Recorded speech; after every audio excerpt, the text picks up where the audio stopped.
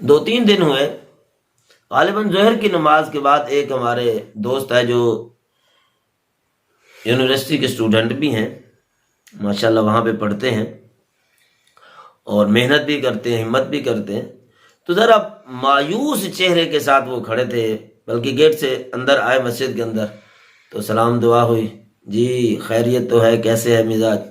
کہتے استاد جی کیا کرے، ادھر کا ماحول آپ کو پتہ ہے، کو سسٹم ہے، نظر کو بچانا تو کیا جسم کا بچانا مشکل ہے۔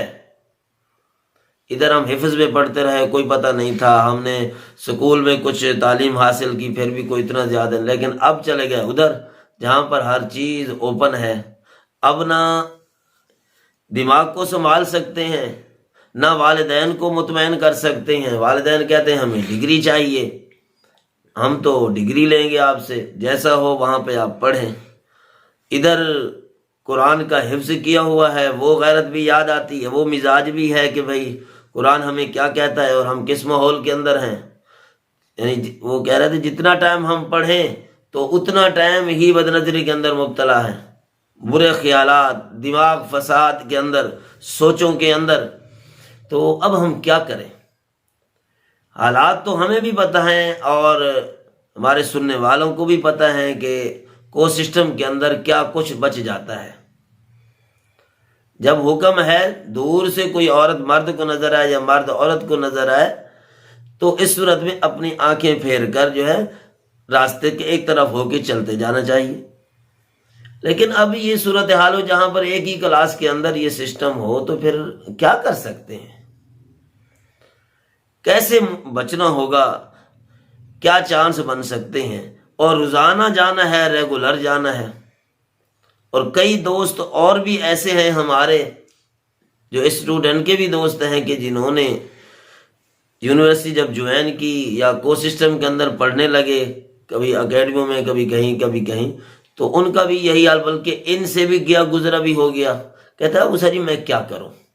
بہرحال میرا جواب تو آپ کے سامنے بھی ہے، یہی ہے کہ ہمارا بس نہیں چل سکتا، ہم کس کو لاٹھی سے سیدھا کریں، کس کو کہہ کے سیدھا کریں، نہ ہمارے اختیار میں ہے۔ ہم لوگ ویسے بھی طاقت سے باہر ہیں، علماء کو نہ کوئی ووٹ دے، نہ کوئی ان کی حمایت کرے، نہ کوئی اس سوچ کو سمجھے۔ خراب بھی ہو رہے ہیں، ذلیل بھی ہو رہے ہیں، تب بھی وہ اس سوچ پہ نہیں آتے کہ ہم لوگ اس فساد سے بچیں اور اس کے لیے کوئی حرکت برکت کریں۔ ہمارے بس میں اگر ہوتا، اگر میرے بس میں ہوتا، میں ان سارے اسٹوڈنٹ کو کہتا ہوں کہ جو لوگ سوچتے بھی ہیں لیکن بیچارے کچھ کر نہیں سکتے، اس تالاب کے اندر بیچارے گرے ہوئے بھی ہیں لیکن وہ اپنا ہاتھ پاؤں مار کر کچھ کر نہیں سکتے، میرا بس ہوتا تو پھر ہم تو یوں کرتے کہ انٹری داخلہ کے وقت جب آپ یونیورسٹی میں انٹر ہوتے، انٹری ٹیسٹ کے وقت پہلے ہی شادی کی شرط رکھ دیتے کہ آپ کی شادی پہلے ہوں پھر آپ اس ماحول کے اندر جائیں۔ پہلے تو یہ تھا کہ یہ ماحول ہی نہ ہو، لیکن اگر ایسا ماحول ہے پھر آپ کی شادیاں پہلے ہوں، اس شادی کے بغیر آپ کو داخلہ ہی نہ ملتا، تو پھر والدین آپ کے مجبور ہوتے، آپ بھی خوش ہوتے، آپ کی تعلیم بھی ٹھیک ہوتی اور آپ کا ماحول، آپ کی طبیعت بھی ٹھیک ہوتی۔ لیکن اب ہے یہ کہ ہم بے یار و مددگار ہیں، ہم اپنے لیے کچھ نہیں کر سکتے تو آپ کے لیے کیا کریں گے؟ صرف دعا ہی کر سکتے ہیں کہ اللہ آپ کو ایمان کی حفاظت کے ساتھ وہاں سے آپ کی تعلیم مکمل کرائے، آپ واپس آئیں اپنے ایمان کی حفاظت کے ساتھ، اپنے گھروں کے اندر اپنے میاں بیوی بن کر زندگی گزاریں۔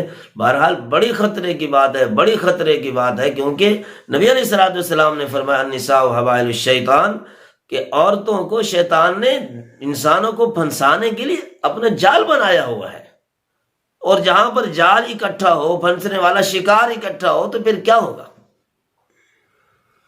ان ساری چیزوں کو ہم سمجھتے بھی ہیں، سوچتے بھی ہیں، آپ بھی سوچتے سمجھتے ہوں گے، دیکھ رہے ہوں گے، لیکن ہر چیز انسان کے اختیار میں نہیں ہوتی، کچھ چیزوں سے بندہ مجبور ہو جاتا ہے۔ اس لیے ہمارا بس ہوتا تو ہم تو یہی کرتے کہ انٹری ٹیسٹ کے وقت آپ کے داخلے کی شرط لگاتے، شادی کی شرط لگاتے، لیکن افسوس کہ ہمارے اختیار میں یہ چیز نہیں ہے۔